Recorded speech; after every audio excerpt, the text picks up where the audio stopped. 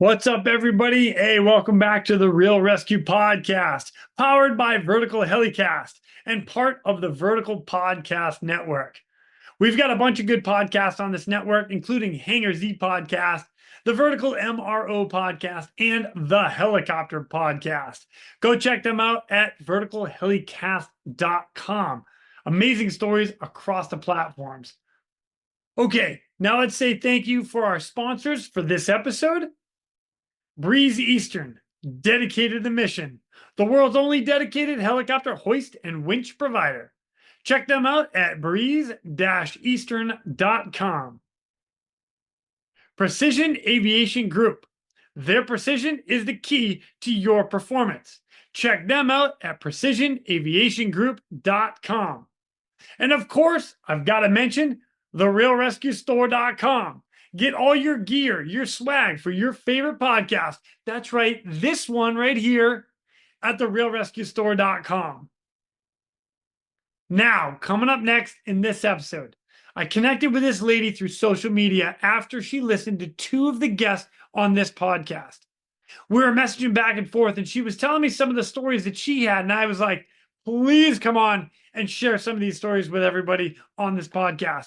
A little reluctant, a little bit of convincing, but here she comes. She's a volunteer firefighter as well as part of the search and rescue team with the Sitka, Alaska Fire Department. Please welcome our next guest, Miss Dani Snyder. My name is Jason Quinn. I am United States Coast Guard Rescue Swimmer number 500. These are my rescues and rescues from those of us that put our lives on the line every day so others may live. This is the Real ResQ Podcast.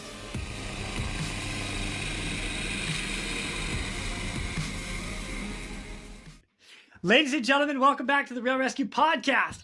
Today I've got a unique, I'm going to call you unique because you're a new unique guest that you know what, it's fun because I've never had a landscape architect with the U.S. Forest Service. Yeah.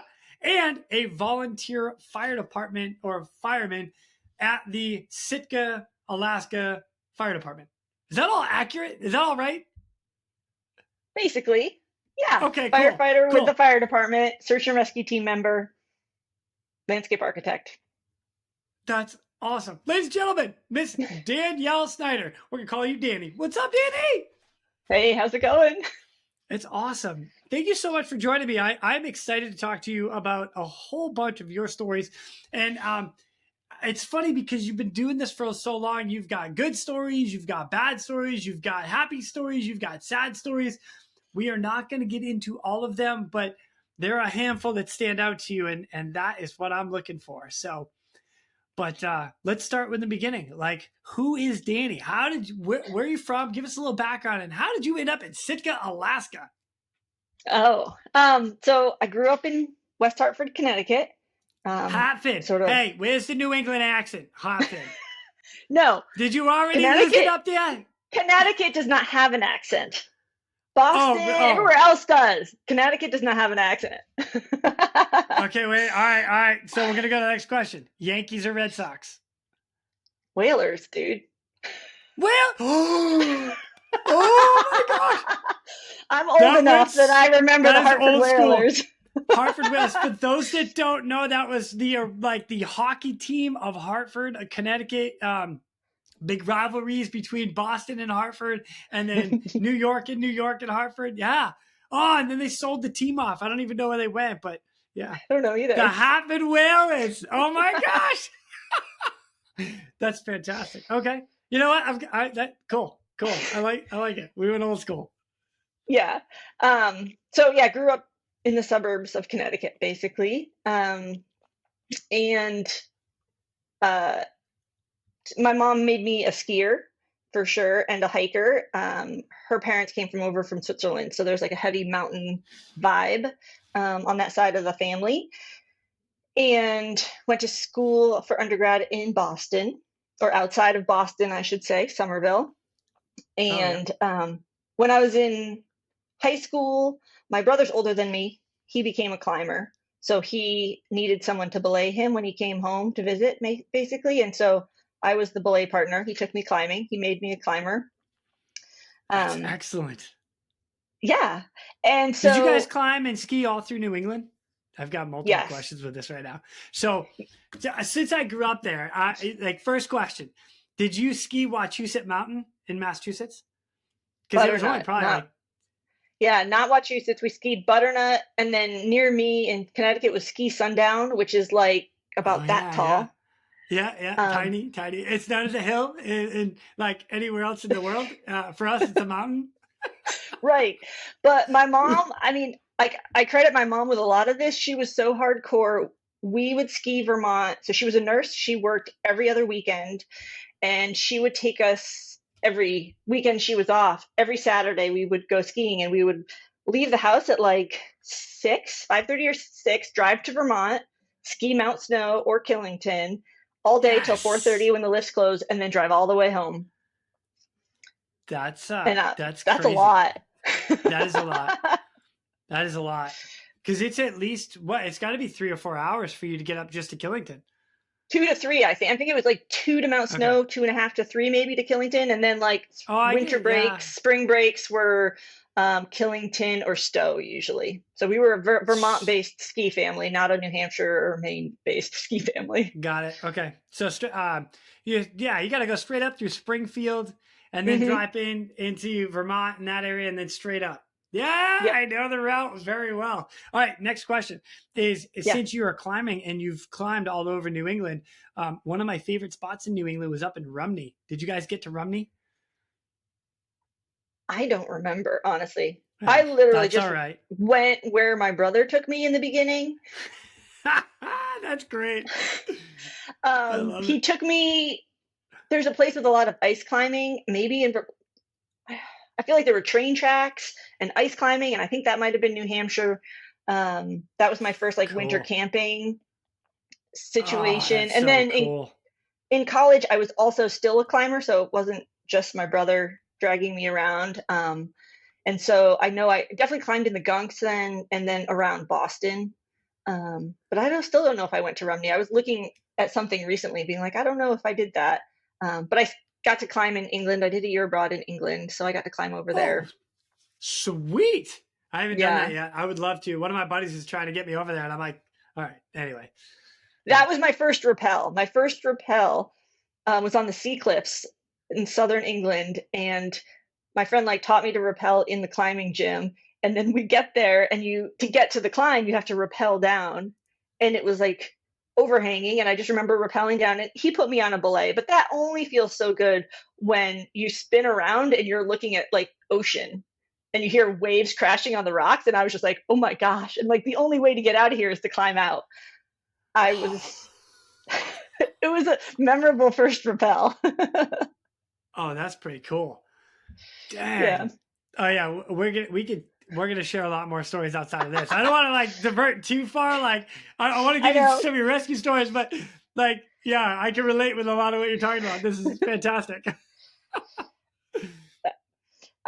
So let's see. So in college, I remember, so here's the starting of the like search and rescue thoughts.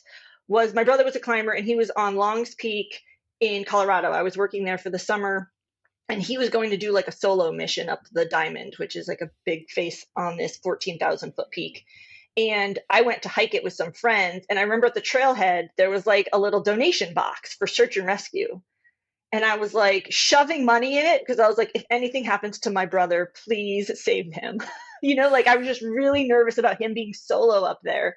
And he was fine, but I just vividly remember like making that connection of like search and rescue as a thing. I don't know that I totally knew before then. Um, and then I came up to Sitka for the summer after college to volunteer. And I was on a boat, and the Coast Guard helicopter flies overhead. And I was like, dude, that's so cool. I want to ride one of those someday. And I instantly was like, that's not a really good wish, actually. I don't want to wish for that. You do not want to get picked up by the helicopter, right? No, but it's fun to fly them. I promise you that. So when I moved there, a year later, because basically I came up for the summer, met a guy, moved back the next year permanently. My coworker was on the search and rescue team, and he's like, you can join the search and rescue team. I was like, I don't know enough, and he's like, you don't really need to know anything. We'll teach you, and you get to fly in the helicopter. And I was like, oh, I'm in. No. And I did get to fly in the helicopter. You know how much people pay to go in helicopter rides, and you just like, it's amazing. Volunteer your time for search and rescue. You never know what might turn out from it. You never know. Oh, that's cool. Yeah. That's cool. So that landed you in Sitka. That landed me in Sitka. So Yep. with this search and rescue, volunteer search and rescue there, is that also part of the fire department? Or is that Yeah. two separate? Okay. So our fire department has 4 divisions: fire, EMS, a dive rescue team, and a search and rescue team. Cool. Very cool. Yeah. The thing with Sitka, which is not weird for Alaska, but for a lot of other places, is we're on an island. We have road going 7-ish miles each way out of town, and there's no way to get here besides plane or boat. So we don't have mutual aid besides what's in town, really. We can call other teams in. We can call Juneau, we can call Anchorage. They're not that close. No. There's hours before people even from Juneau can get here. Yeah, if there's weather, it's even longer. Days. Right. Yeah. Yep. Yeah, so we are, whatever's in town is what you got. That's cool. Now, when you joined the rescue team and got some of the training, are you like full on? They sent you like firefighter training and all that stuff as well? Yeah. So I did. We do it in house mostly. So we've done like firefighter 1, firefighter 2, and I have like fire service instructor. Cool. But we also do, there's other sort of certifications that come and go, and we bring in people like rigging for rescue. We brought in to do rope trainings. I didn't go the medical side. I had my woofer for a while, but we provide all the EMT training. Dive team brings in their trainers, so they do dive training, So yeah, we got to bring in a lot of people to train us, because it's not that easy to go somewhere and you can't take your whole SAR team out of town. Yeah, do a training. Oh my gosh. Yeah. Kind of. Yeah. Something's going on. Yeah, we're all out of town training right now. I'm sorry. Yeah, don't do that. Don't do that. But I'll tell you what. One of the things the reason I was asking you about that is because you actually called out on a fire that was in downtown Sitka, and it just so happened was the hotel in downtown. And there's a news article here about it, which I'm going to touch on. It says Sitka Hotel badly damaged in fire. An early morning fire led to the destruction of the rear 1/3 of the Sitka Hotel today, caused by significant smoke and water damage throughout the rest of the building. Police and fire department crews evacuated the hotel and the neighboring apartments shortly after 3 a.m. after the night desk clerk discovered smoke coming from the rear of the hotel. No injuries were reported in the fire. Awesome. But one of the things that you had mentioned to me about this, it was like the entire fire department, everybody in Sitka, all the police agency, like everybody was involved with this. What happened? I don't even remember like how it actually started, but I think it started under the hotel. And it was classic balloon construction. So the fire got into the walls. So we fought fire for a while inside, but we ended up taking an excavator to the back half of the hotel and slowly tearing it down and like watching the fire come out of the walls and just putting it out that way. There was sort of no way we were going to get into it safely otherwise. So we like to think we helped the owner by helping with the demo of the fire. But yeah, there are pictures that I sent you, I think, where you can see there's like an excavator on scene. And that we called out everybody. We had search and rescue team members on hoses. Dive team members came out to help. We had the ARF truck from the airport come over after the last flight of the day, and they were standing by, and they probably helped us. But it was everybody, because this hotel is right across the street from the what we call the Pioneer Home, which is like a nursing home. So they were calling to help us evacuate their people because of the smoke, I think. And like, we didn't have people available to help them evacuate because everybody was on scene, multiple sides, multiple engines, and then EMS standing by for all the firefighters. Yeah, it was a lot. I don't remember. So the funny part of it is I was home from grad school for like 2 weeks, and I just happened to get the call, and I don't know if I'd gotten my gear out of storage or something, but I just like rolled up. I hadn't been there for a couple months, and it went until it got light, and it was the middle of the winter. So it must have been like 9 a.m. the next day before we left the scene, I would guess. Wow. Dang. And no injuries. That is no incredible. Injuries. Yeah, the firefighters that got there first. So for Sitka, we respond to the scene. We have pagers. Now we have apps on our phone. Back then we had pagers, and you carry your gear all the time. You respond to the scene, whoever's on duty at the station. So we have several paid staff. There's always one or two at the station. So they take the engine and go to the scene directly. So the first people cleared the hotel out, and then as more and more people came, and we made more and more tone outs to get more and more people to come and just try to find the fire, go in all the different nooks and crannies. But I think it started underneath the building and went into the walls from the basement. Wow. Yeah. Man, nice job for like everybody involved to get it out and done. Because I think it actually talks about a little later in the article where it's like thought the whole building was destroyed. I mean, it got quite a bit of damage from like smoke and water, but the front half, the whole thing didn't come down. Right, the front half stayed, and they rebuilt the back half. Yeah, so that's fantastic. Hey, job well done to everybody that responded. That's great. Yeah, nice. Just coming back, good for you. All right, so.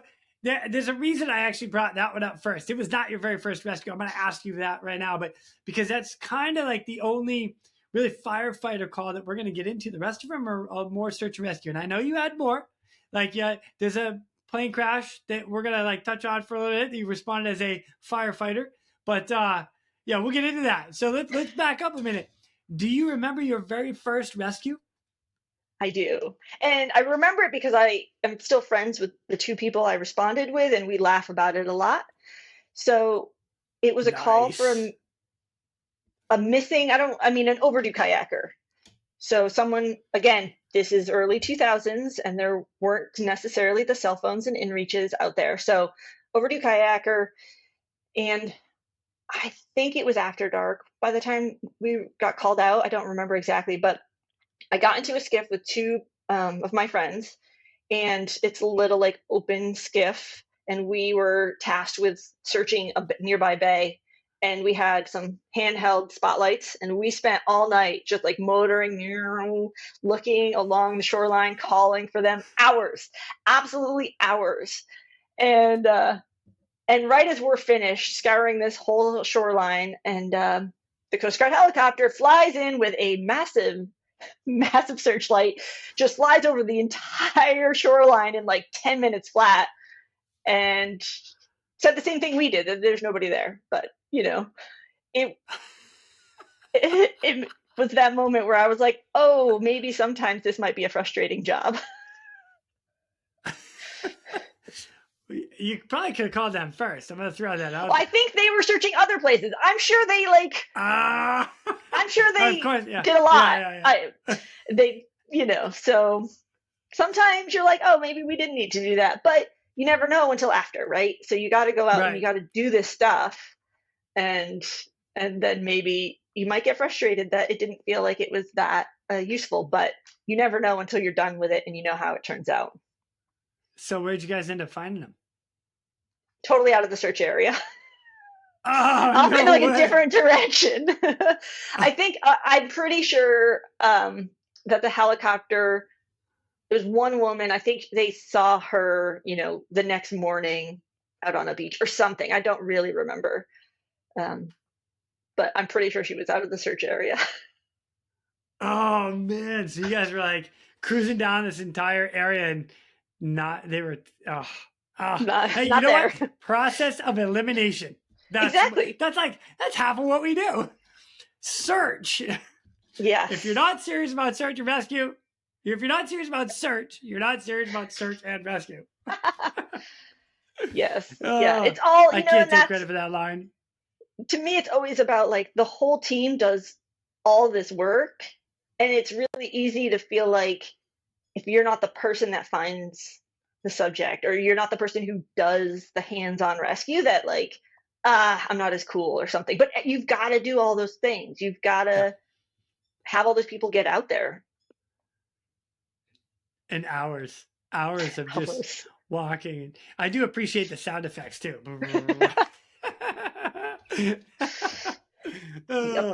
I get it. Wow. Right on. Well, hey, congratulations on searching an area and make sure no one was there. So, did your due diligence on your first one. Well done. Yep. Oh, it's funny. All right, so let me bring you to another one because you actually have quite a few memorable ones that stand out to you that you've been called out to, and one of them was made multiple articles.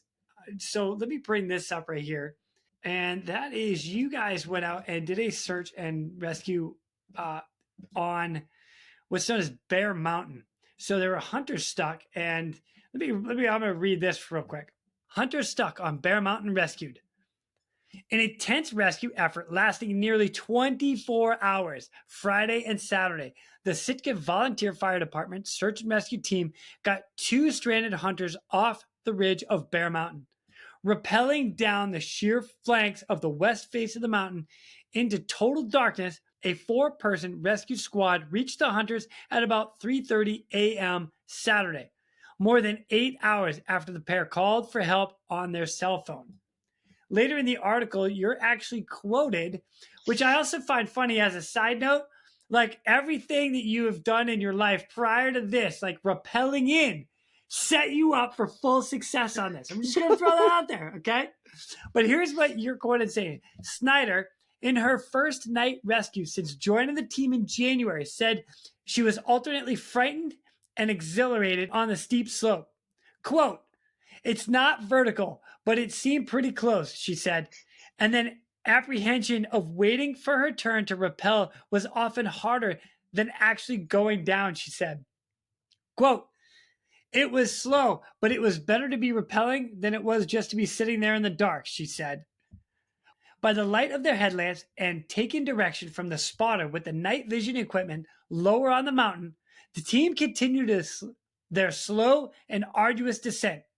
They had told Thompson and Knott, that was the 2 people they were rescuing, they would reach them in about an hour, but the descent took much longer, Thompson said. Oh, man. See, and actually, there's another picture of this in particular article where it actually shows where you guys were inserted, where the hunters were picked up, and like I assume like the route that is on the mountain, that's where you guys hiked up the mountain and then had to rappel down and then continued down the mountain to the back end. Holy cow, that's crazy. All right, go ahead, run us through it, because this is August 6th, 2002. Ooh, go ahead. What happened? 2002. Oh my gosh, that's a long time ago. I know, it totally is. So luckily last night I remembered that I had a journal and I wrote about it. So that's sort of fun, that I actually remember a little bit more. And of course I forgot the things where I goofed up. So it turns out I didn't have, like, my headlamp didn't work that rescue. So I was rappelling, and you didn't have spare batteries. And I didn't have spare batteries. I also, there was a lot of lessons learned, right? I couldn't really get stuff in my pack very well when I was attached to the mountain because it was all like one big, pocket of the pack. Like I didn't have a lot of stuff on me. I didn't have a lot of like little pockets to grab things out of. So I would have had to sort of bust my pack out and pull everything out to get to stuff in the bottom. That didn't happen when you're hanging on a hillside. So I think I rappelled through the night with a glow stick around my neck, which is wild to me. That's kind of badass, if I do say so myself. Like, I don't. Yeah, you're going next level right now. I don't know if that's badass or. Anyways, according to my journal, that's what happened. But again, I conveniently forgot that memory. So That's we hilarious. got the call out at dinner time. And like it was like my first technical rescue. I'd been training on the rope team. I joined the team in like January, I guess. So this was August.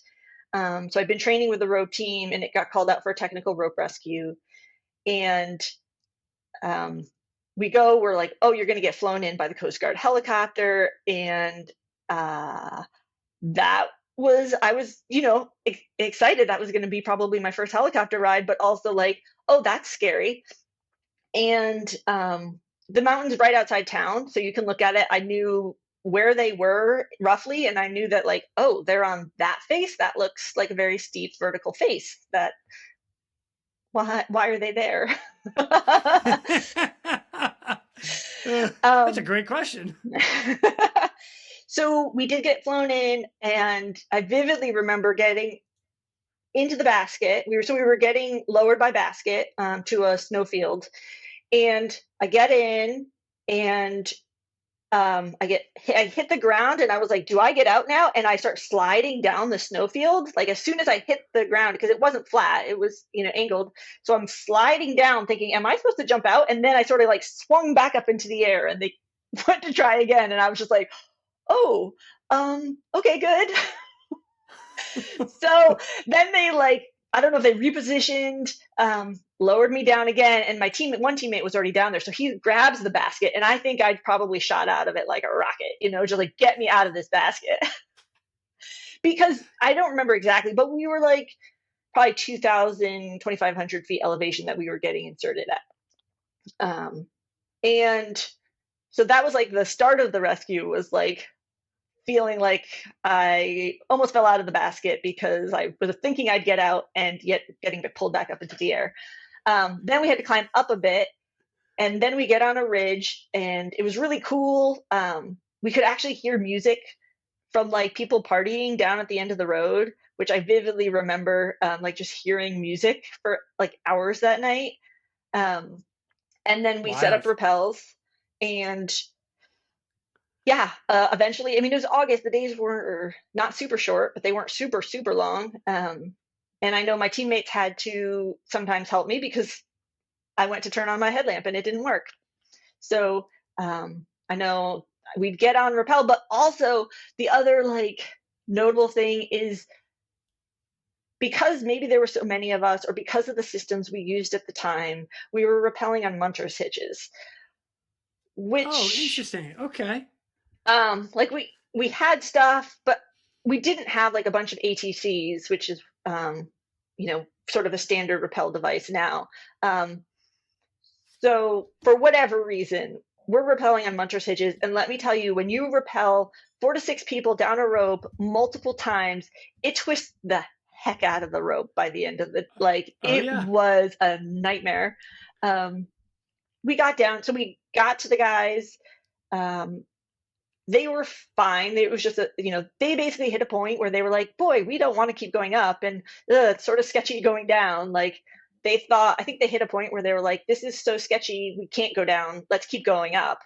And then they hit a point where going up's really not going to work anymore. So you had to go back down. I want to interject something real quick. So a Munter hitch, for those that don't know, is like you can use it on a carabiner, and it's like you drop the rope in and you do like this little flip loopy thing, and look it up, and then drop it in, and then you can rappel, but your rope is your rappel, versus like you were saying with an ATC, which is just a belay device. I can't remember ATC stands for, but air traffic controller. Bullshit. Is it really? Yeah. I'm pretty sure that's what it's a brand, like Black Diamond air traffic controller. So yeah, Oh, normally okay. the belay device provides the friction, and here the munter, Right. like the rope itself, is providing the most friction. Right. And like I like doing rappels on like a rescue eight, a figure eight Mm-hmm. versus something like that. But a munter hitch is like one of those things where you don't need to carry extra gear. You just throw a couple loops in the line and then you can go. But I get what you're saying, because it actually creates tension on the rope where you end up spinning the rope. So it spins out, spins up, and it causes more when you have multiple people, it's a pain in the ass, is what I'm getting with it. So Yes, it is a yeah. pain, One and we person, were 2 person, no problem. mhm. Yeah. Anyway, 24 sorry. hours, 4 to 6 Yeah. people. Yeah. Yeah. So Yeah. I didn't mean to totally interject, but for No. those that don't know, I want to just kind of paint that picture a little bit more. So anyway, keep going. I'm sorry. So we got to them, and the sun came up, and we just kept going down, and it's a lot of bushwhacking, and it's steep enough. So some of the times we were rappelling. So we were we were above tree line when we started. They were above tree line when we got to them, and then we basically got to tree line. And so we're coming down through salmonberry, devil's club, which are all very pokey things, and not the things you want to grab onto. But then there was big timber as well.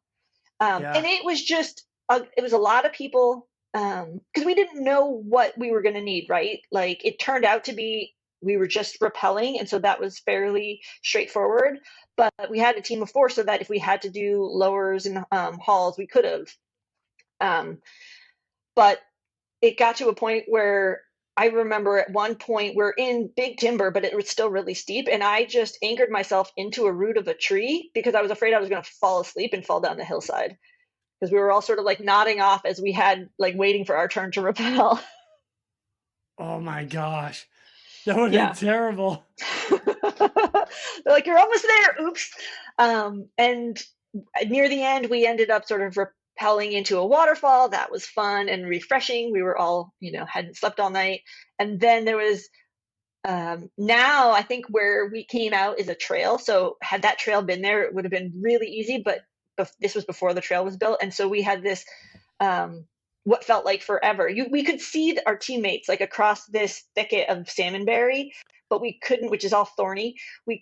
You just had to push your way through it, and it's like 7 feet high. So I didn't even know if I was going in the right direction. I was just like trying to like push my way through these bushes, and they're like catching your pack, and like you're tripping and stumbling, and it's been 24 hours, and the people that are just through the thicket have like food and water, and there was high levels of frustration at that point, I can tell you.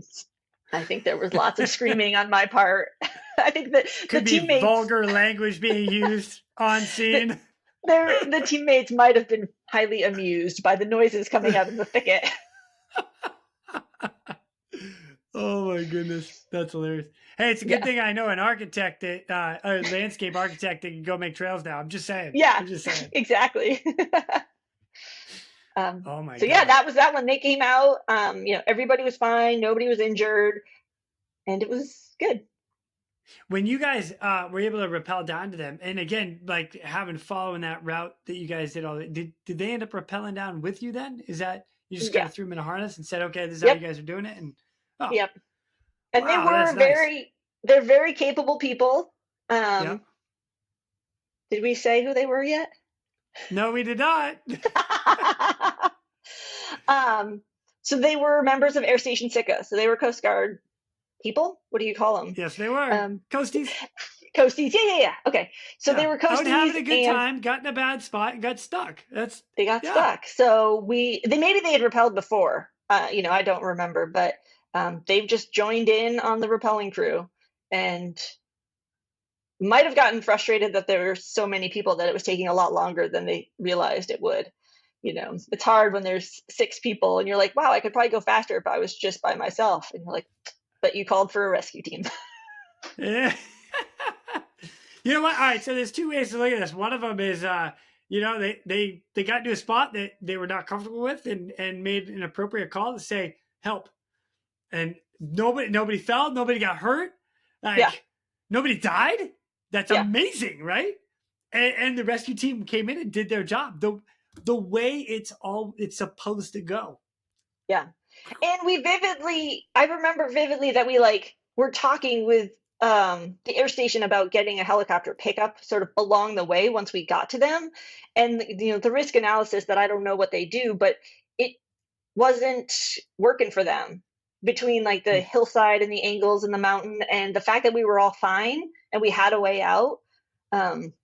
It wasn't sort of enough of an emergency for them to sort of pick us up once we got to them. So that was fine. We just kept moving out, and it took a long time, but we were all safe. Like, we knew we were just going to get there. We just had to slog through the rappels and the bushes and the muck and the waterfalls. I wonder. So this was in 2002. I wonder if the same call would be made today. Definitely and different. And the reason I say that is because there is a thought of the risk versus gain. And again, today is much different than 2002. And I remember it very vividly because I was in Alaska at that time as well. But you've got a full team that early in the morning, you've been hiking and going for as long as you have. Fatigue and injury is likely to happen, even though it didn't with you guys. So I just wonder if it had been today, if they would have said, yeah, we'll come get you guys and get everybody home safely in like 10 minutes. I would say that, obviously I'm not a person who makes the calls, but I think that things would be different, and they are different in a general sense. I wouldn't say that for a specific call, how it would go. But we actually just had a call this weekend about someone on the top of one of the peaks around here. And I think 20 years ago, the Coast Guard would have been very hesitant to pluck someone off the top of a peak. But they train for vertical surface rescue now. Like, they do a lot more of the training over the land, on the mountains, ridge tops, very specific hoists. And they've been doing a lot more of the rescues, or willing to do a lot more of the rescues. And that's great. Yeah. That is great. So we were prepared to respond. I mean, we did have a team that got on the helicopter, but basically this weekend, the swimmer just went down and put this person in a basket and hoisted them right off the top, because it was a sketchy descent and they weren't sure where they were and how to best get down. And so it resolved much faster than if we had to get up the mountain and help them down. Nice. Dang. Yeah. It makes you appreciate that people are learning, and that lessons learned and training has moved forward to help that situation. There is the other part of me. It's like, like the commander. Yeah, we got two coasts stuck on the mountain. You got what? Now tell them to walk their asses down. Click. I'm not saying that didn't happen. I don't know. I was not there. Maybe somebody owed somebody money. I don't know. We're speculating. Oh, dang. Well, good on you guys, man. Over 24 hours of getting in and getting two people that call for distress. Nice. Very cool. Dang. Yeah. Dani, that's so cool. God, I love what we do so much. It's so fun. Oh, it's good stuff. We're going to divert real quick to thank our sponsors. Precision Aviation Group. Mission-critical operators and fleet managers rely on Precision Aviation Group as a worldwide leading rotor and fixed-wing MRO provider. PAG provides tip-to-tail solutions in 4 MRO segments: avionics, components, engines, and manufacturing DER services. A single point of contact gives you access to over 150 million in inventory, globally 24/7. Just call 800-537-2778. Precision Aviation Group. Others sell parts. We sell support. So what do you carry in your pack? Do you have extra batteries? How often do you check all your gear now since that incident? I carry 2 headlamps always. And sometimes I take a third just in case. Like, I know there's a very ultralight world out there, and I do not live in that ultralight world. I don't like carrying a lot, but I carry, like in the winter, I'll carry 3 or 4 pairs of gloves. I'll carry multiple headlamps. I definitely have a lot of stuff all the time, because you just never know. And that's funny. I mean, I do pay attention to the weather, and I do have that thought in my head of, if it's a clear sky, then the helo can fly often. But it's Sitka and the skies are not clear a lot. So if you're getting up into the clouds, you have no idea how long, if you just twist your ankle, like it could be a really long time. And I'm a big proponent of being able to take care of yourself once you're up there. Yeah, super smart. Mm-hmm. That's funny. So the fact that you have like carry 2 or 3 headlamps for everywhere you go, now I don't feel bad. So I always have a headlamp in my bag everywhere I go. It doesn't matter. Everywhere. And my wife looks at me like, "You and your damn headlamp." I'm like, "Yeah, me and my damn headlight. It goes everywhere with me. Thank you very much." I get confused. It's also rain gear for us in Sitka. We carry rain gear. Like no matter the weather, you carry rain gear. And I feel very weird traveling to places like California, and I like have my rain gear, and I'm like, do I bring this? I don't. Can I leave it? I don't know if I can leave it. You can absolutely leave it. I'll help you out. I know, it's so weird. That's funny. That's cool. Like I like that. You're planning for the elements everywhere you go and ready for the call. That's cool. Right. Yeah. For the record, my headlamp would go to California with me too. Oh yeah. No. Oh, okay. The headlamp goes everywhere. The headlamp goes everywhere. Even when summer and it's like, oh, there's only it only gets a little bit dark. I'm still carrying 2 headlamps in my pack in June here. That's so funny. Maybe you'll end up in a cave. You don't know. Yeah, exactly. You never know. What happened? You know what? It could be just dark out and you need light and your phone's dead. I don't know. Or you don't want to carry it. You just want it on your head. That's what we do. Yep. I tell you this, Dani, right now, my wife is shaking her head. She's like, "Oh my God." Yeah. I knew someone recently going on a hike, and they were like, they were going to be pushing dark. And I was like, "Hey, do you have a headlamp?" She's like, "No." I was like, "How do you not have a headlamp?" And she's like, "It's July." I have 3. Yeah. Oh gosh, that's so funny. Oh, I love it.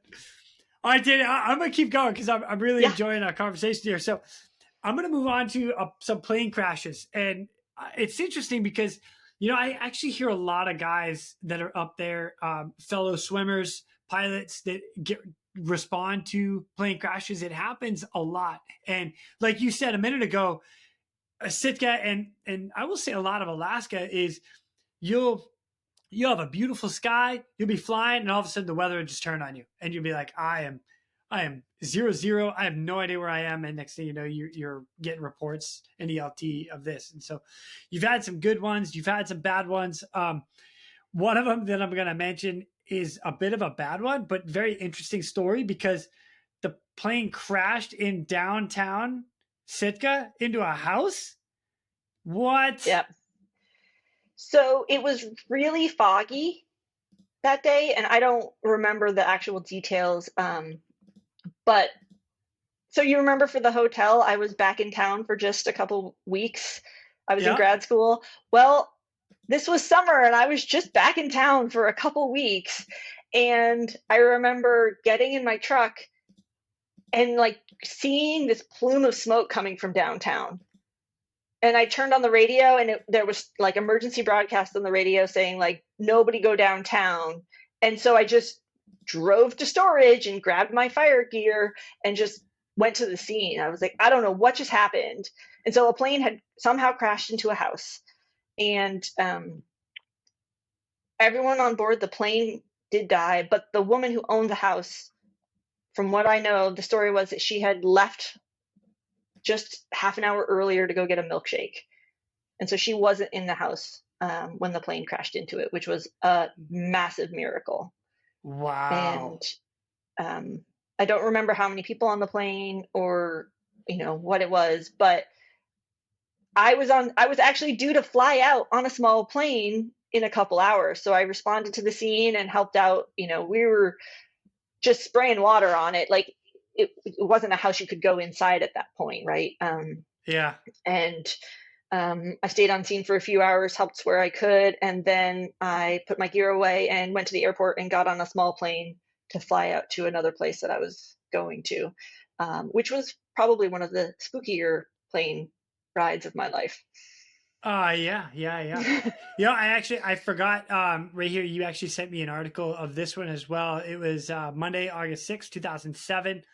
Headline: Plane with 4 on board crashes burns in downtown Sitka, and an airplane crashed into a house on Coagton Street.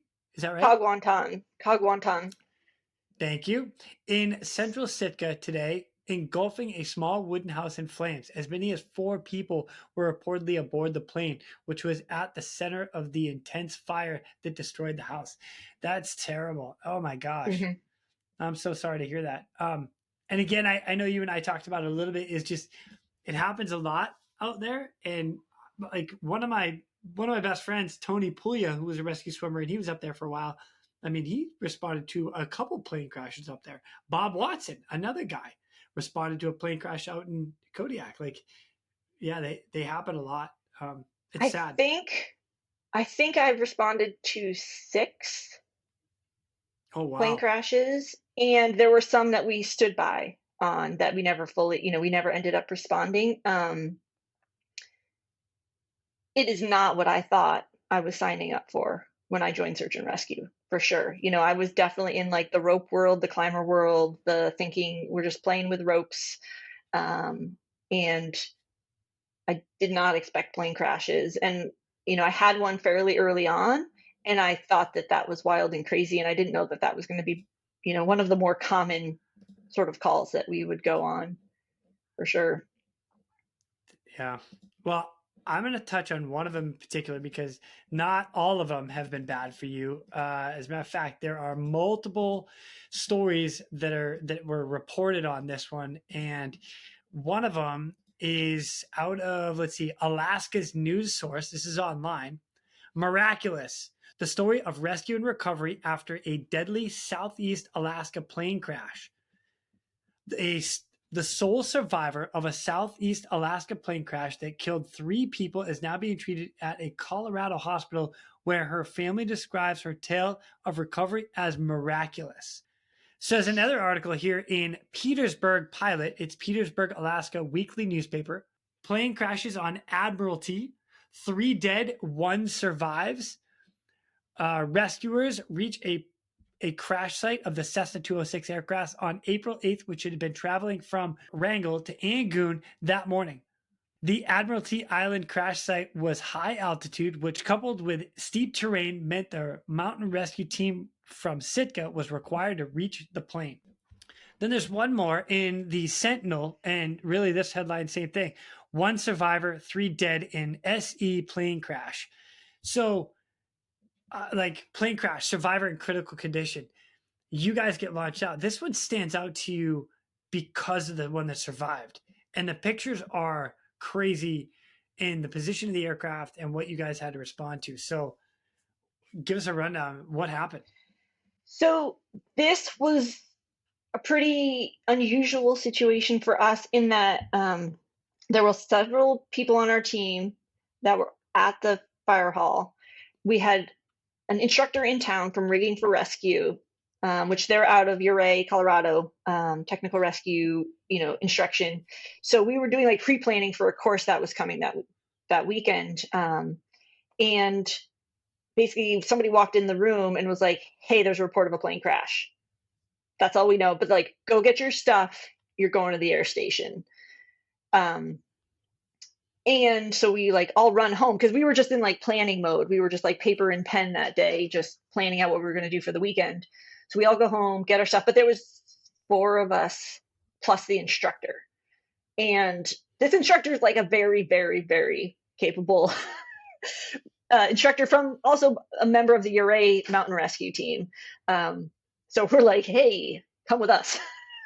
Nice. And what it turned out was, I don't remember how the plane crash got reported. I don't know if it was because it was overdue, but the Coast Guard had flown already on it, and it was windy enough that they couldn't lower the swimmer, is the story I remember. Again, I don't know if these are all true facts. This is what I'm remembering at the time. But so they wanted a team that they could drop somewhere else on the mountain, and then we could, walk, hike, rappel, whatever, down to the plane crash.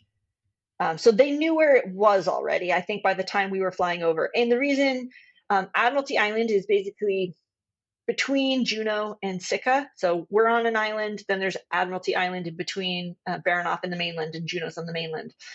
But with the air station here, it's easy for us to get on the helicopter and fly other places with that Coast Guard versus them having to go say to Juneau and pick up a team.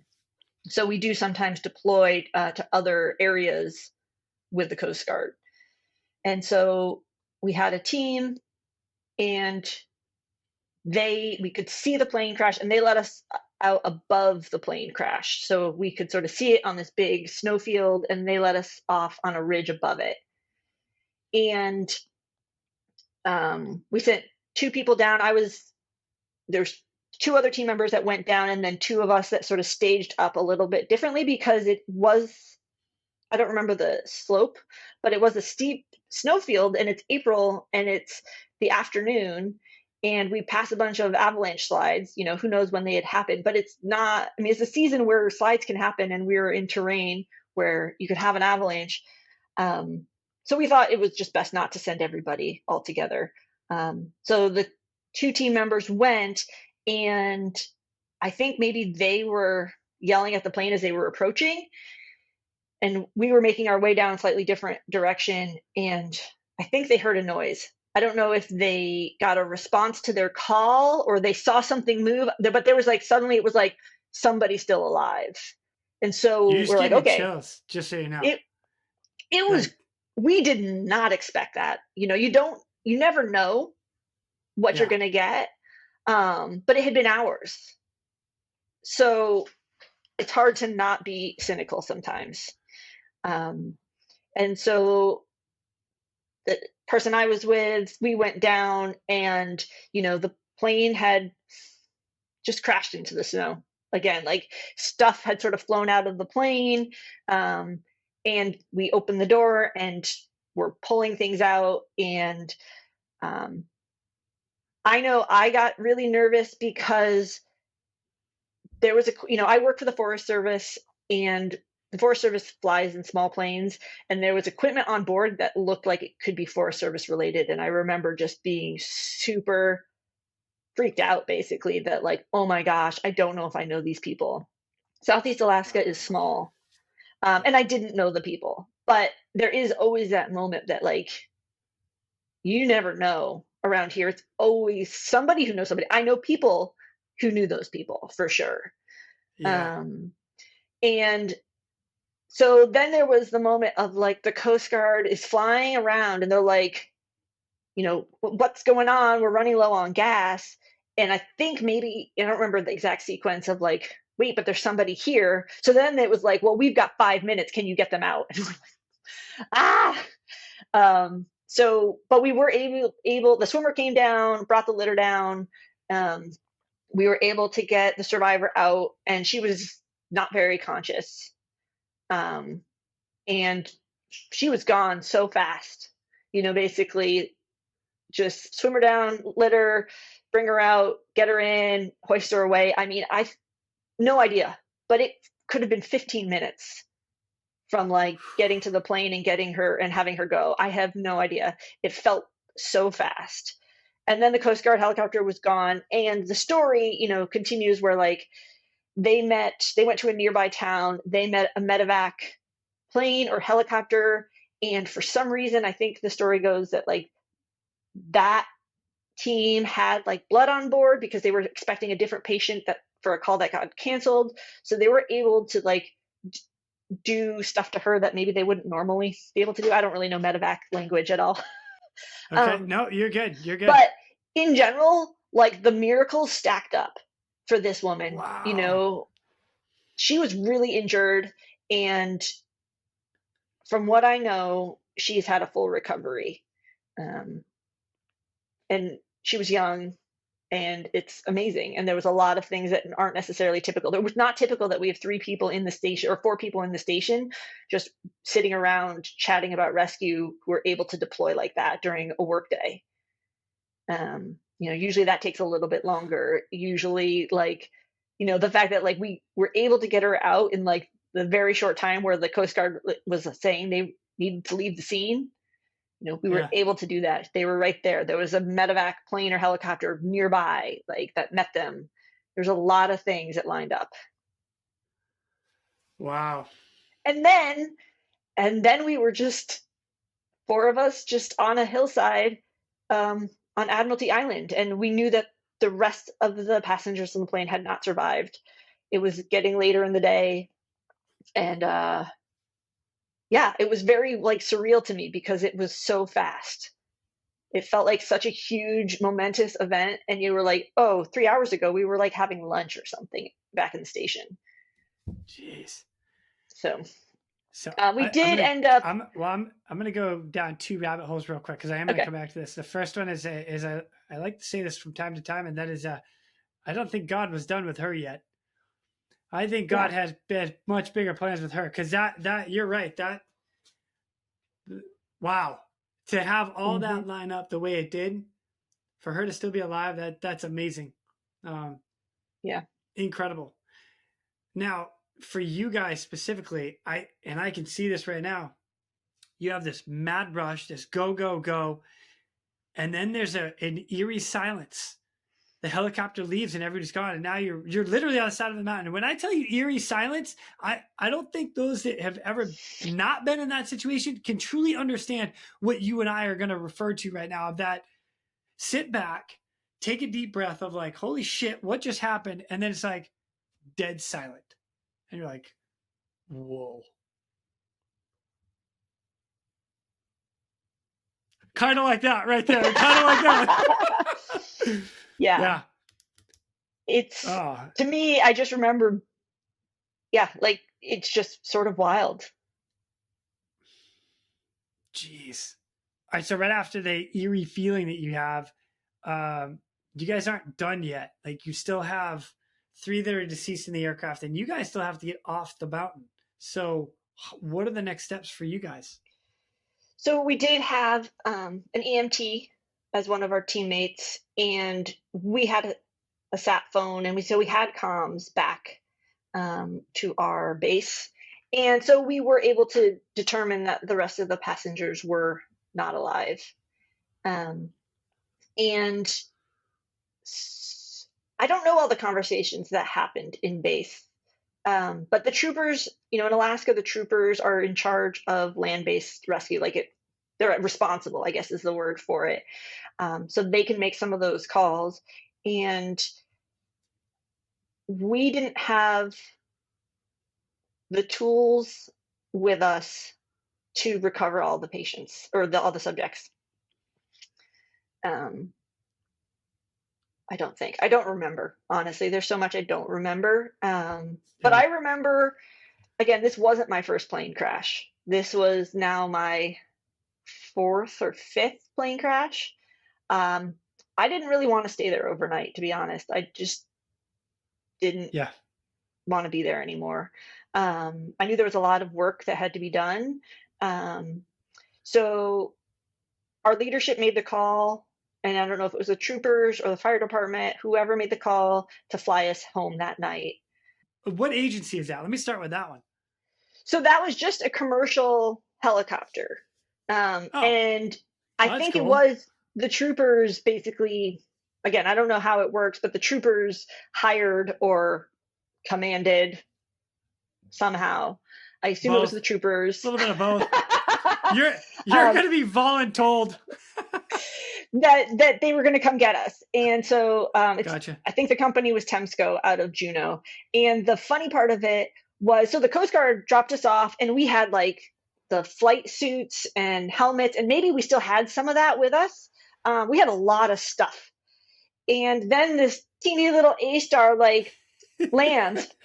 And what I'm not used to is the pilot just hops out. I mean, it's on a ridge top at 2,000 something feet. And the pilot just hops out and comes down to see us. And I'm just like, are you allowed to leave that just sitting there?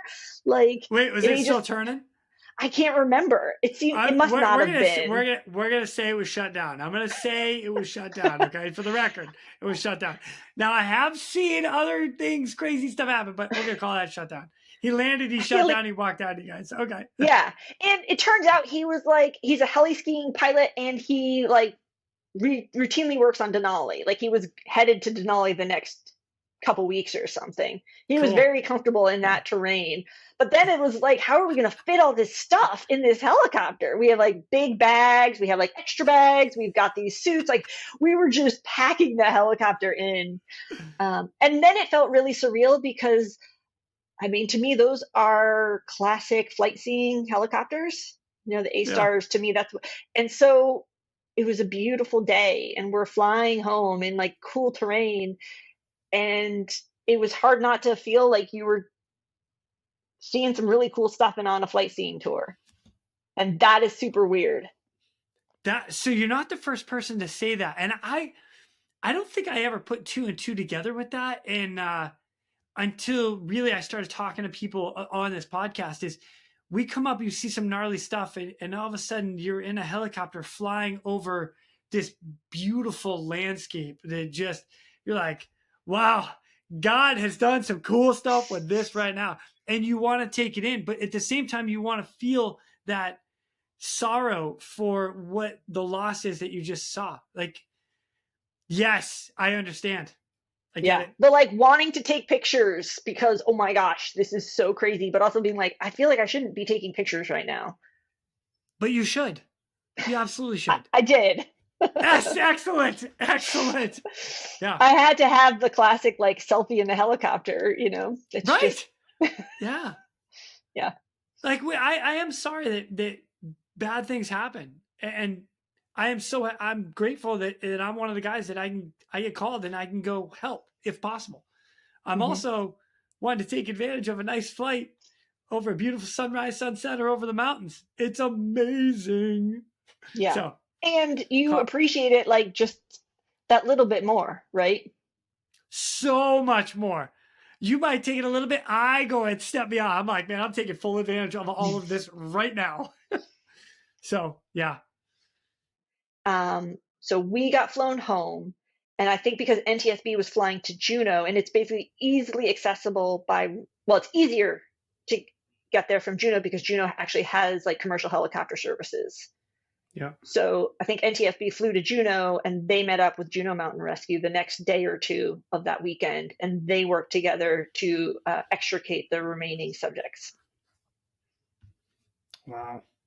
A lot of people involved in that. So yeah, the after fact. So wow. And it was definitely the point.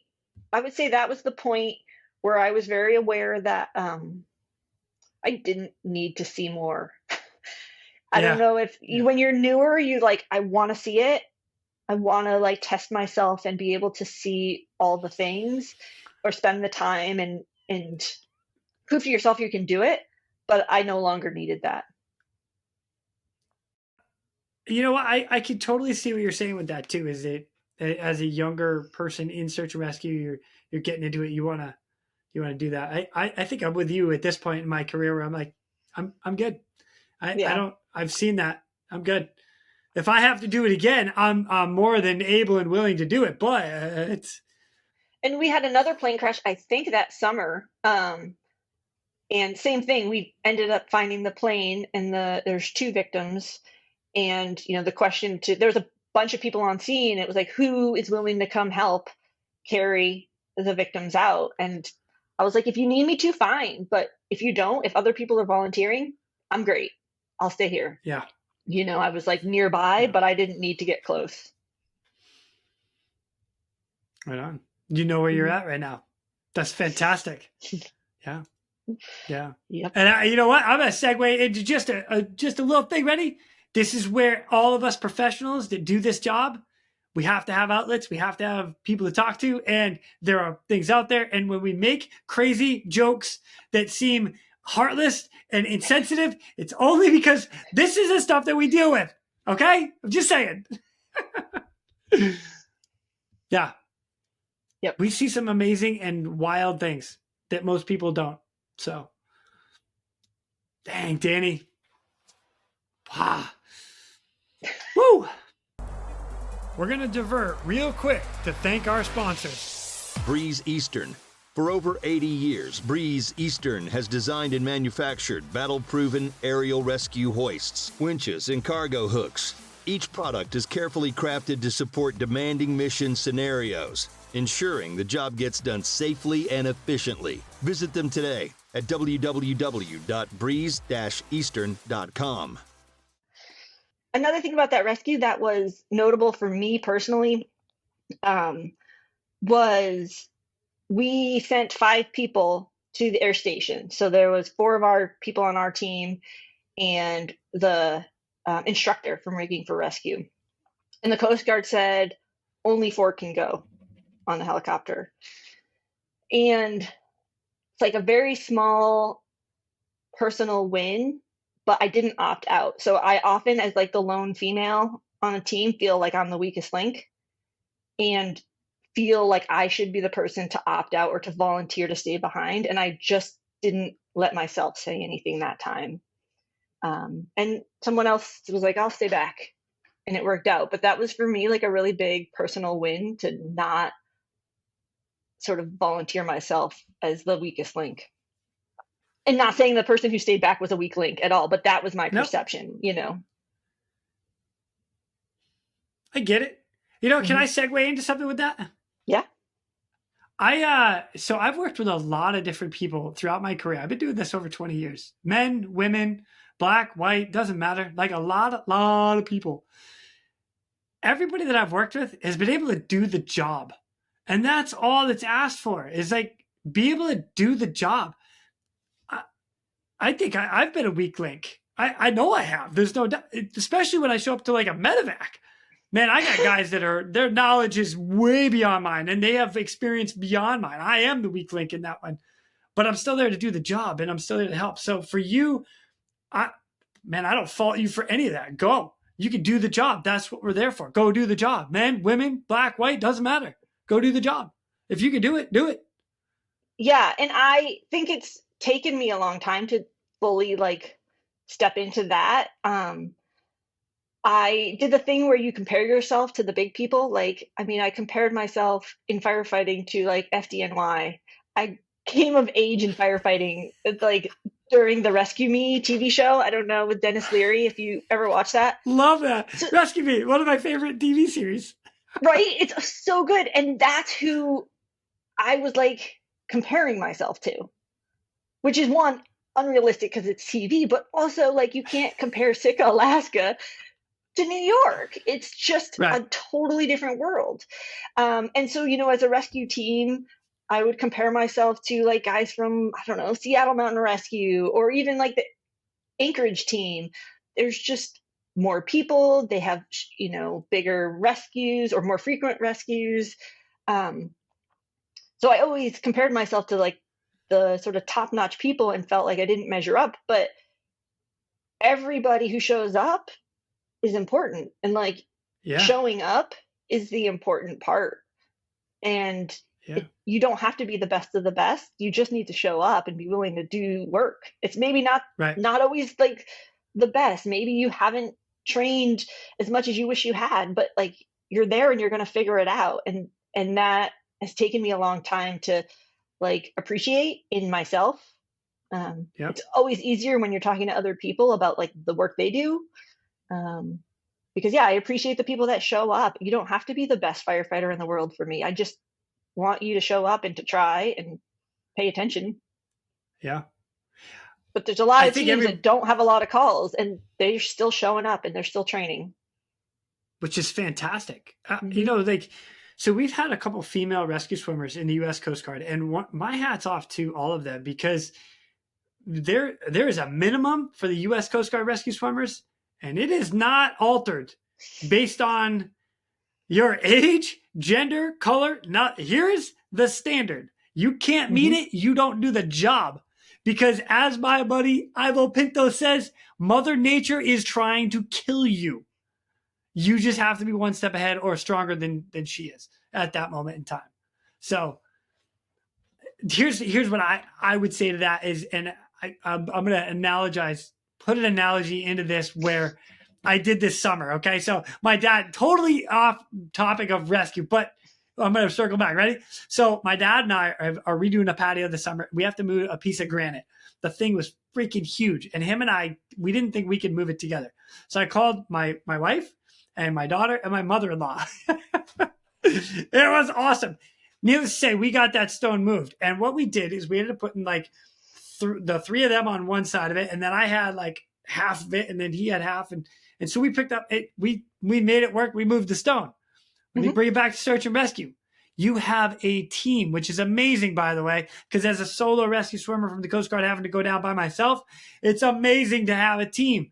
Utilize the team. There's nothing wrong with that. So you got two people that are super strong. Put them on this side and this side, head and feet. Put the other three on the other side. Like, make it work. Yeah. I went off on a tangent. I'm sorry, but I'm on board. Yeah. It's a totally important tangent, I think, because, I tell the story a lot of learning forcible entry as a firefighter, busting through doors. It's a great skill. I was taught by two guys that were like 6'4" and a lot heavier than me. And literally, one of the guys in my department, I swear he can like walk up to a door and look at it, and it goes like, boom. Doesn't want to deal with you, right? He's just like, you just go like this and this, and I'm like, cool. So I like try to do what he does. He's like, you stick the Halligan right here, and on him that's at his waist basically, and for me it's up here. And then he's like, and then just push down on it, and I'm like jumping up and balancing on it and bouncing around, and nothing moves, right? Like. You have to work with your body mechanics. And so that's what I try to tell the firefighters now. Like, we have different center of gravities. We have different strengths. You got to try different things. And you can't teach someone, especially with a different body shape and size, to do it how you do it. It's going to be really frustrating. So it behooves everybody to learn all the tricks so that you can support all the different people with suggestions for different things to try. But you just got to try it until you find what works for you. Agreed. Mm-hmm. Yeah. Dan, that's good. That's a good piece of advice right there. And I haven't even gotten to ask you for good advice yet. All right. Oh, yeah. Well, I'll tell you what, I want to segue into one more thing, and that's a bit of training, because you guys up there, you do a lot of work with the U.S. Coast Guard, which I think is amazing. But recently you guys have done some avalanche training. That's cool. So how did that all come about? And I've got pictures that I'm going to put up and maybe a little video of the Coast Guard helicopter flying in. You guys are all on top of this mountain in the snow. It's pretty sick. And yeah, go ahead. What's all that about? So I think that evolved through a couple different venues. And part of it goes back to that first rescue where I flew on the helicopter, where I was really terrified. And I remember some of those first times of walking into the air station and being super intimidated by all these guys. Very professional, very efficient, totally know what they're doing, obviously. And I'm sort of like, where's the bathroom? Where do you want me to go? So that stress level, I could, now I can talk, now that I'm sort of more aware of mental health and stress. I can see that going on a rescue is stressful, and the helicopter part was stressful too. And if there's ways to mitigate that, then it's less stress on our team members, right? Newer people. So I was friends with some of the people at the air station and talked about God, it would be great to train more, because this was sort of post-COVID. And so everything shut down during COVID. Any training we'd been doing together before sort of definitely stopped during COVID. And talking about it would be really nice to get everybody, but definitely newer people, more comfortable with flying in the helicopter, more comfortable with going to the air station, knowing where things are, having maybe flown in it for training so that it wasn't so intimidating, so that the stress that they were having to deal with after a call was the stress of the call and not necessarily the stress of the flying part. And I sort of coupled that with backcountry skiing with some of the Coast Guard folks and just being friends with them and talking about avalanche rescue and being in classes.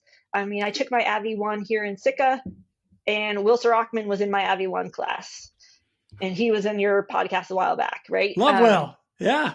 Yeah. So I know I talked with him about it. One of the Coast Guard pilots, Dave Berkey, was in the fire department. I talked with him about training more. And then recently been skiing with a couple other pilots, and just sort of chatting up this thought. And so I think it was, I don't actually know that it was my idea. Actually, no, I'm going to say it was not my idea. I'm sure it was probably the Coast Guard. We had Tristan Taylor, Ryan Webb, and Jared Carbajal were all recently, here. And I don't know if they reached out to us or if it just came up in conversation, no idea. But they're like, we're going to set up a scenario for you guys. And it was training for them. But the plan was they'd fly out, bury a dummy with a avalanche beacon, and then come back with a scenario and pick up a team and do like basically, from the air station full rescue scenario, which for us for avalanche training is not something we normally do. We don't have a lot of snow at sea level here, so we're always dealing with having to like hike up to snow, and just time wise, getting like a full scenario that someone else sets up was wild. And they picked an area that we don't typically get to because it's on a different island. So they flew us in and, dropped us off. And it's like, yeah, down there is an avalanche. And they had sort of like an area marked out, and we had needed to navigate to it and ski to it and then recover the subject. And then the swimmer got let down, and we worked with the swimmer to package the patient, and then the patient was hoisted. And it was unbelievable how cool it was. It was so That's cool. fantastic. And I just when in training, a lot of times you work in places because you want to mitigate the risks. And so if you're doing avalanche rescue, we're practicing the skills, but we're not necessarily doing it in avalanche terrain because you want to practice the skills without the risk of an avalanche, or you do it in terrain that you're familiar enough with. So to be sort of led off on a hilltop and know that you're like, oh, down there, over there's the avalanche, we got to get to it. And it was like flat light, and all of a sudden you're like, oh, like we really actually have to talk about this. We can't just sort of, yeah, we know this deal. We know the safe, pathway in is here. It was really like, how are we going to do this? How are we going to approach it? Felt very realistic. There was also 2 helicopters flying around overhead, which always adds to the pressure. Yeah, I like that. I was going to say fun, but okay. Well, both. I mean, I think they were taking photos, but it feels realistic, right? A little bit of the chaos. And, the swimmer, I remember, so we did that scenario. And then like a month later, the air station held a SAR exercise where they had people from Kodiak down to practice. So they had different stations, and we set up another smaller version of that scenario. So we'd have 2 team members fly in with each helicopter and deploy with the swimmer to do a search for a patient in an avalanche and then a recovery of the patient. So, and I felt like every time the swimmer was like, this is so cool to be on scene with other people. Yeah. Oh, it's amazing. Gosh, it's so amazing. So for the first one, there was 4 of us on scene, I think, and the swimmer gets down and brings over the litter, and we've already dug the patient out. We've got this huge flat area to be able to like put the litter on, transfer into the litter. And he's like, oh, this is awesome. We're like, what do you need? What do you need? We're here. What do you? And he's just like, oh, okay, great. And like 4 more people to help carry the litter towards the helicopter. Yeah. But I can't tell you how cool doing that is and how good it's been exposure wise for our team to get the avalanche training, but just also like, again, the flight time in the helicopter and knowing the crews and feeling just comfortable with where you're going and like feeling like you're just a part of it instead of like super intimidated by the whole process. Man, that's fantastic. Have you guys been called out on many avalanche like rescue scenario or cases? No. So we have a marine snowpack, which is fairly stable. Yeah. But we also, our terrain's fairly complex here, and there's a lot of steep areas that sort of funnel down into gullies that go to, rocky gullies that go far, far down the mountain. And in general, skiers are very aware that there's high consequence if you go in the wrong places. Okay.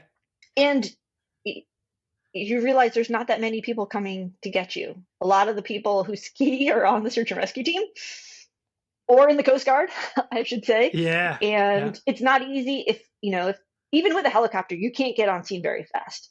So it is very much, it's going to be a self-rescue. We have had some avalanches in the past. There's been, I think, 3 fatalities in Sitka. Oh, wow. Like 2 in like 1950, I think, in an avalanche, and I think 1 was in the 90s. It was before my time.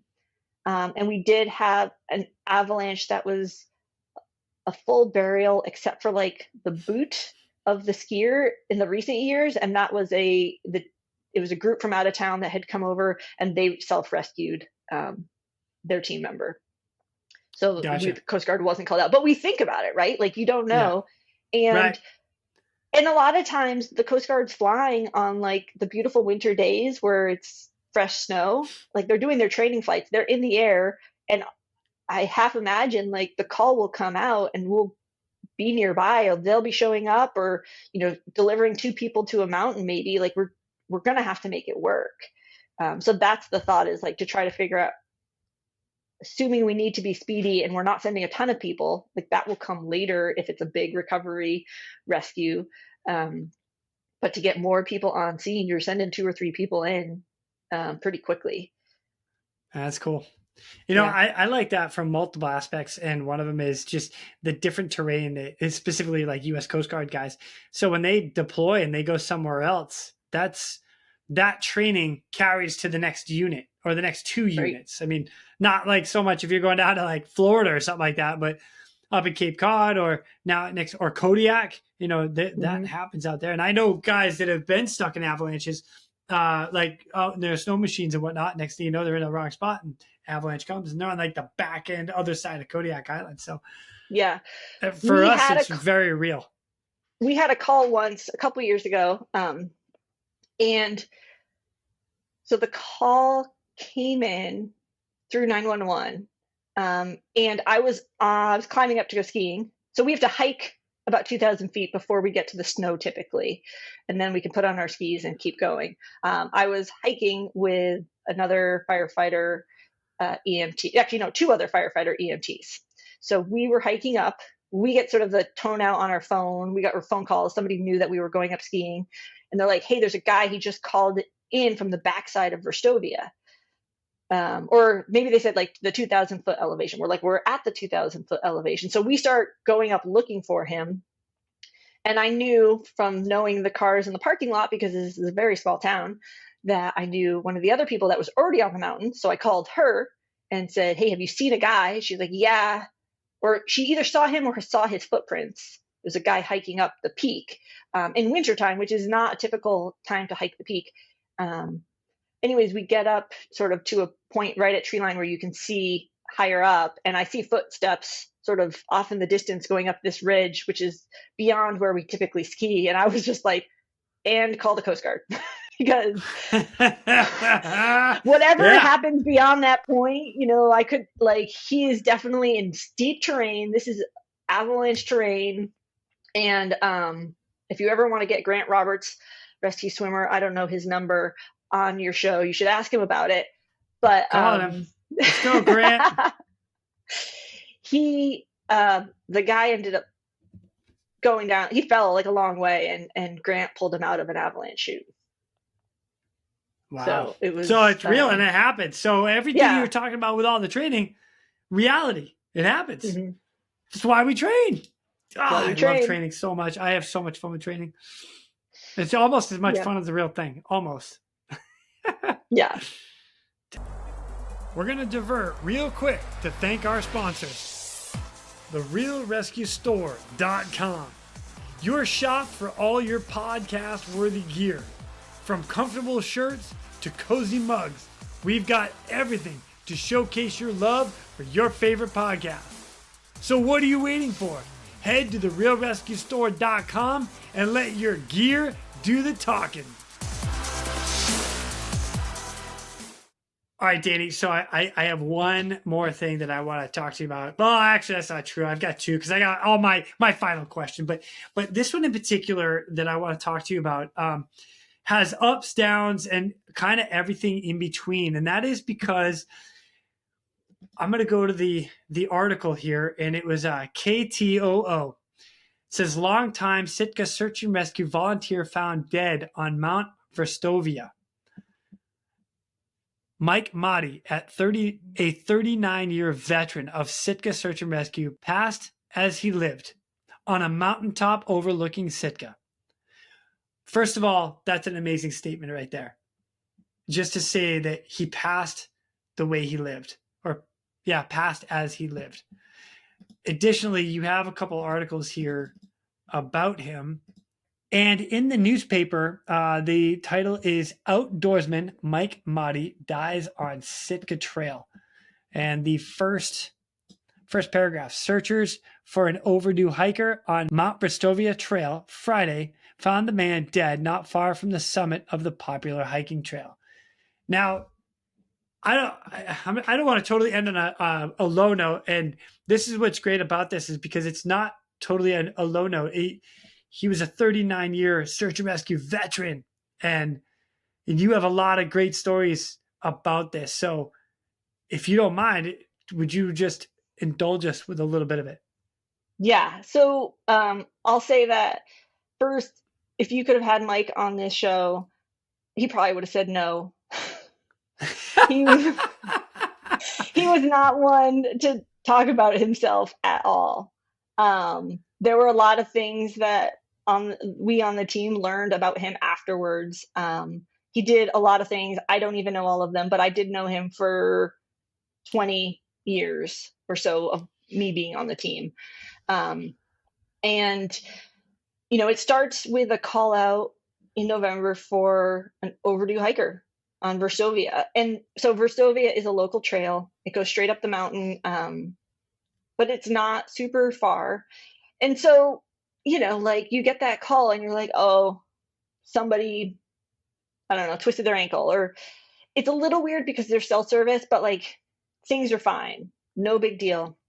And I vividly remember walking into our fire department, into the room, the room that we use as our base, and looking at the board and seeing details run out. And then I see Mike Motti and I see his age, and I was just confused. I was like, well, where's Mike? He's normally incident commander running, the incident command team.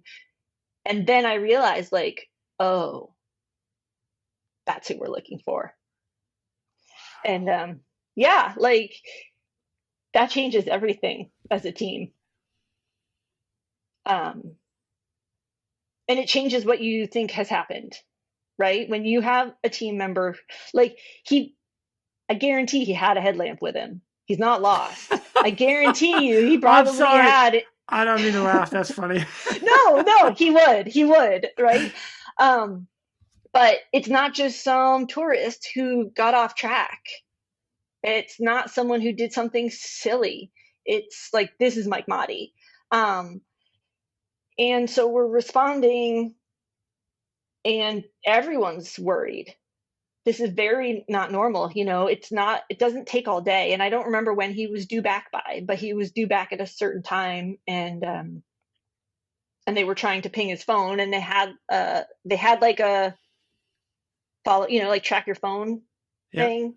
So they had a point, and didn't know necessarily what that meant, but it was pretty much up near the summit of this hike.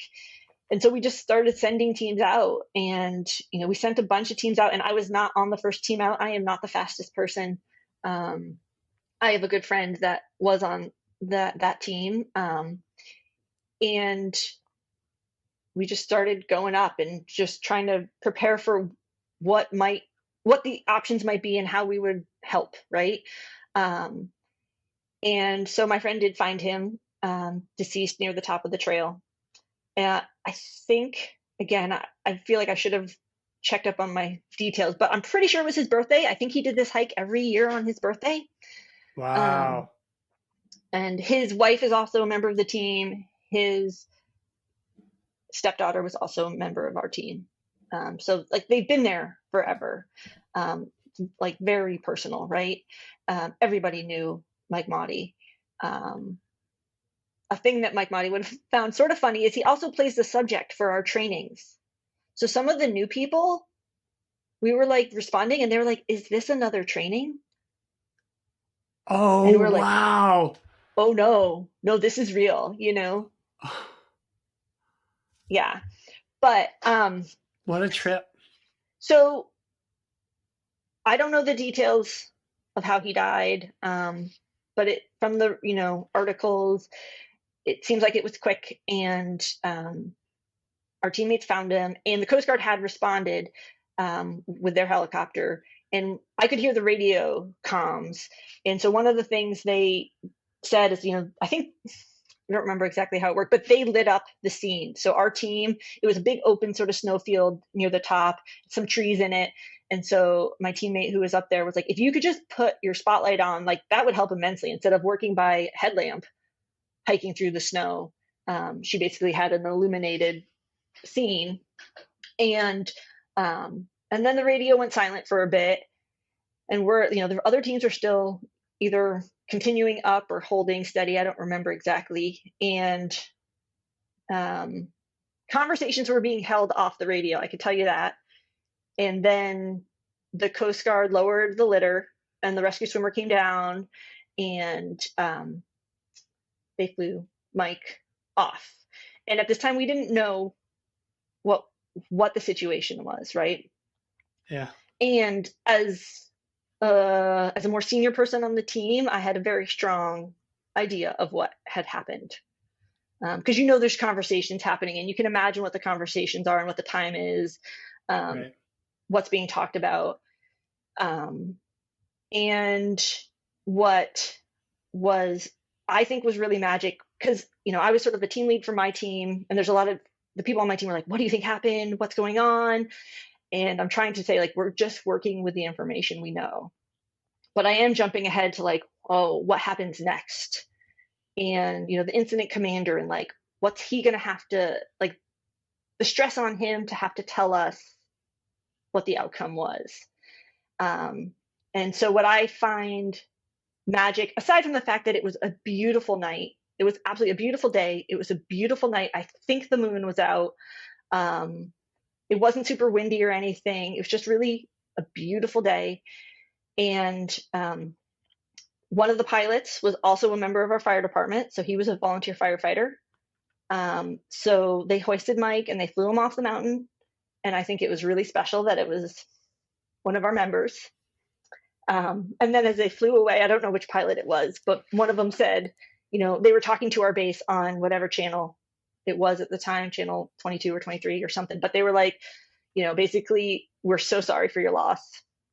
And it went out over all the radios, right? And so everybody knew at once. And I know that like the pilot didn't necessarily plan that, or maybe they did, I don't know. But it was so perfect because it didn't put anybody on our team to have to like deliver that message. And everybody found out at once. And so that to me was like so magic, how some of those pieces went. So it was very hard, but at the same time, you're like, you couldn't have asked for it to be better in some ways. Yeah. So. Hey, thank you for helping us remember him. Yeah, he was an awesome guy. It's been mentioned here a couple times, like the ripple effect that we as rescuers do to people that we've saved, people that we've picked up, people that we've helped. There's guys like him that have a ripple effect throughout our own rescue community, which is amazing. And it's so impactful. And I love it. I love hearing stories like that. Thank you. And we were just really so thankful to the Coast Guard. They don't always fly people off at that point. And they saved us a lot of work and a lot of pain of having to like spend 4 to 8 hours lowering him down that mountain. Yeah. And carrying him That's off. That cool. would have been really hard on the team. So That's cool. I was very grateful to them, and they were really good they reached out and invited us for a debrief later on, a week or two later. And I just really appreciated that support. And it just, Sitka's small and we don't necessarily have a lot of resources. And I think it's just so cool to see different agencies support each other. That is incredible. It is such a tight little community up there. It's very cool. So, Dani, thank you for sharing that. I appreciate it. Thank you. Like I like remembering people like that. That's wonderful. Wonderful. So cool.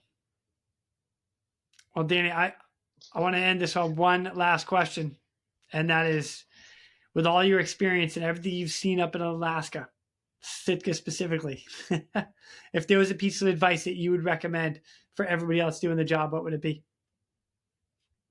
Does it have to be just one?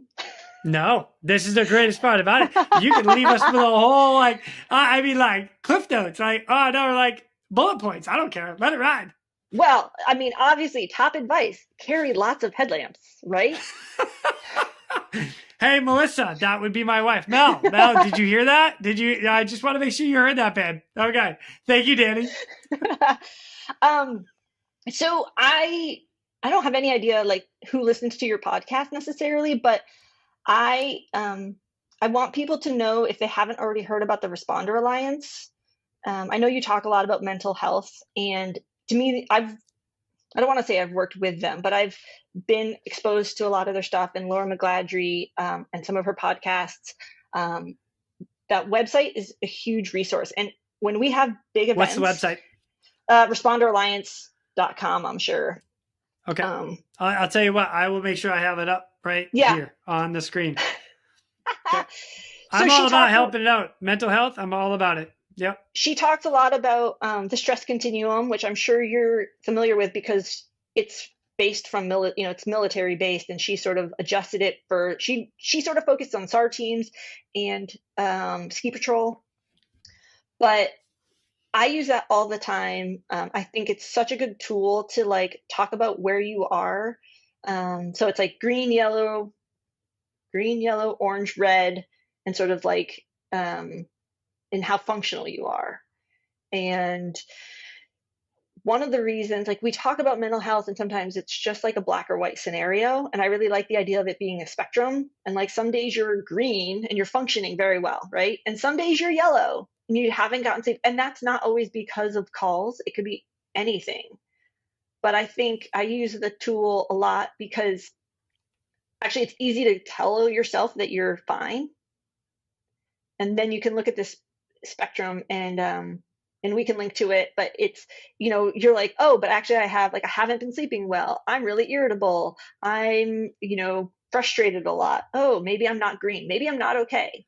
So I love using that as a tool because it takes emotions and feelings in some way and makes them much more relatable to people who are often more black and white. Yep. She also has, the Responder Alliance also has some tools. One is called the incident response checklist, and it helps people for big events work through some of the support for team members. And then they developed something called the 333 protocol, which is check-ins. It's a 3-day check-in, a 3-week check-in, and a 3-month check-in. And, we've had some big calls.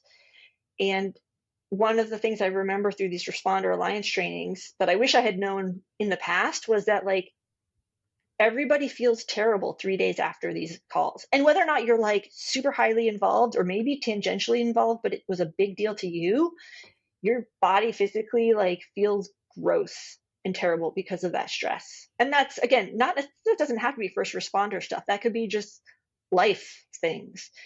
And so that's normal. And to not feel nervous at 3 days later, if you're I'm not sleeping, it's that's your body's recovering, and that's fine that you're not sleeping. I mean, it's not great, but it's normal. And then there's a 3-week check-in, and they even have a checklist at that point where you can say are you sleeping? Yes, no, and you rate it. So again, it takes that sort of nebulous, am I okay, and helps line it out into something much more actionable. and instills the thought of like checking in on each other. And it could be peers checking in on each other. It doesn't have to be like a formal setup.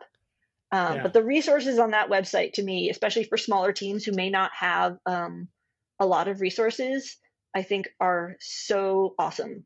So definitely worth checking that out. And then the other thing I really like, and it was the book recommendation that I got from my instructor at Rigging for Rescue, called The Culture Code. And it's a lot about building teams and the concepts of like psychological safety in teams. And I can see the evolution of rescue teams, I guess, and where it used to be really like, I'm fine, I can do it all. And we're all going to be super stoic.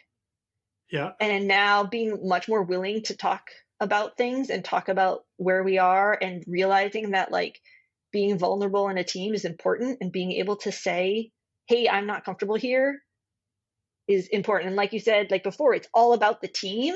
And if one person's not comfortable, that's not good. And like the team can work with it, but you have to know what the situation is. If someone's coming into a rescue and they haven't slept for 3 days, or they're going through a divorce, you don't necessarily need to know the details, but you want to have a culture where they can say, hey, I'm not my best today. Yeah. And everybody knows, and you just work with it instead of like trying to shove it down and ignore it, and then have that come out in weird ways, or come out in conflict between team members, or not paying attention and some silly mistake that puts people at risk. Absolutely. Right on. I'll make sure I have that book up for everybody here too. I'm actually going to check that out myself. So thank you. I appreciate that. It's really cool. I like a lot of that stuff, and that talk about team building, and it's just so complex, and it's not necessarily stuff that you can train people on. Or I don't know how to, right? Yeah. Yeah. Everybody has their own personality. Everybody has their own way of doing things. And I run into that quite a bit when I got and train, especially like the old saltier guys that like, I've always done it this way. This is the way we've always done it. Right. Really? It's like a pet peeve. That saying right there is a pet peeve of mine. Like, this is the way we've always done it. Really? Because in 1920, they didn't have this. So how have you been always doing it like this when they didn't have it back then? Oh, so it was evolved and you're learning. It's the way you've always done it. Stop it. Right. Sorry, I'm picking on. You know what? I'm going to be one of those old guys who want to play. What's the way we did it? I totally am one of those people a lot of times, because you're like, a new idea. My brain can't wrap itself around another change. And then I'm like, no, this is good. We want to do this. But I also want to, not to end on like, I feel like that was still like, to end on a good note. Maybe. I love it, Dani. It's amazing. All right. I just want to we talked a lot about some of the big calls, but in 20 years, that's like, I don't know, not that many calls. And Sitka doesn't necessarily get a ton of calls, but we also have a lot of like hurt ankles on trails. And a lot of times they're tourists, not always, but they're just people coming to Sitka who are excited, and they go out hiking and they have a misstep, and, or they fall, they hurt their wrist. And I just have lots of good memories of carrying somebody out, often a tourist, but not always, on a litter with a litter wheel. And like the chatter that team has usually is so fun. And the tourist is the subject is laughing, and they probably were stressed out at one point, but we have some great people on our team who are super outgoing, and tell stories, and like they sort of tease each other as we're going. And I love those moments where everything's going to be fine, and everybody knows that like it's all good, and this just happens, and we're here for that.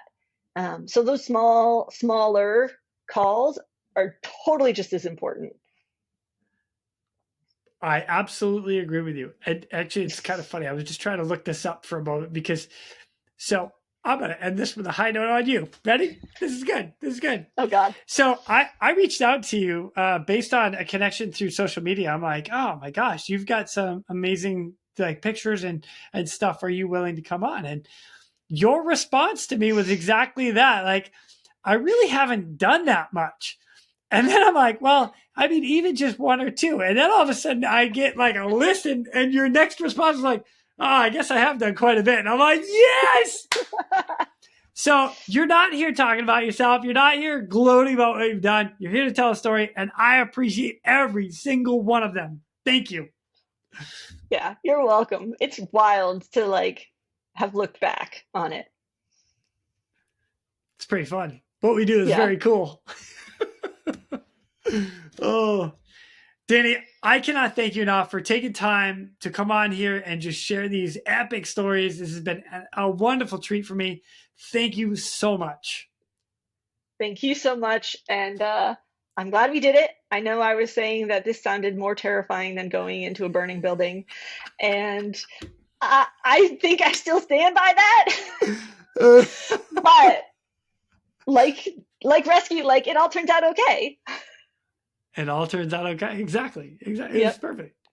Well, I'm going to make my way to Sitka one day and I'll meet you there and we're going to go out and have a beer together. It's going to be cool. Yes. We'll talk more stories, and I would love to meet so many more of your teammates. Oh my gosh. It would be so fun. It would be a blast. Yep. A blast. Anytime. I'll be putting a mic to everybody. Let's go. You know what? If we do it right, maybe I can come out and go do some training with you guys. Ooh, I like that idea too. Yeah. Yep. I'm good for it. Right on. All right, Dani. Well, we'll be in touch. Thank you again for joining me. I'll see you soon. Thank you. Okay, bye. Absolutely. And with that, ladies and gentlemen, we are out of here. Go. Now it's time for me to pull chocks and take off. But before I go, I'm always looking for the memorable rescues that people have done. If you have one that you're willing to share or know somebody who has a story, please feel free to reach out to me. I'd love to highlight it here at the Real ResQ. For everybody that is standing by for that SAR alarm, remember, those in distress are praying for a miracle. They are going to get you. So until next time, fly safe and swim hard. Thank you for joining me today here at the Real ResQ Podcast, powered by Vertical Helicast. We'd also like to say thank you to our sponsors for this episode. Breeze Eastern. For over 80 years, Breeze Eastern has designed and manufactured battle-proven aerial rescue hoists, winches, and cargo hooks. Each product is carefully crafted to support demanding mission scenarios, ensuring the job gets done safely and efficiently. Visit them today at www.breeze-eastern.com. Precision Aviation Group. Mission-critical operators and fleet managers rely on Precision Aviation Group as a worldwide leading rotor and fixed-wing MRO provider. PAG provides tip-to-tail solutions in 4 MRO segments: avionics, components, engines, and manufacturing DER services. A single point of contact gives you access to over 150 million in inventory, globally 24/7. Just call 800-537-2778. Precision Aviation Group. Others sell parts. We sell support. And the realrescuestore.com. Your shop for all your podcast-worthy gear. From comfortable shirts to cozy mugs, we've got everything to showcase your love for your favorite podcast. So what are you waiting for? Head to the realrescuestore.com and let your gear do the talking. Brodo, this is what we talk about. From time to time, when we have those bad rescues, and yet you still have a beautiful morning, beautiful sunrise, and something just magical to look at. You want to take in the beauty of everything that's around us. Can't feel bad about that. It's an amazing thing of what we have. This is why we do it. Right, Rotoblade? What a good way to start our morning, huh? All right, dude. Let's go.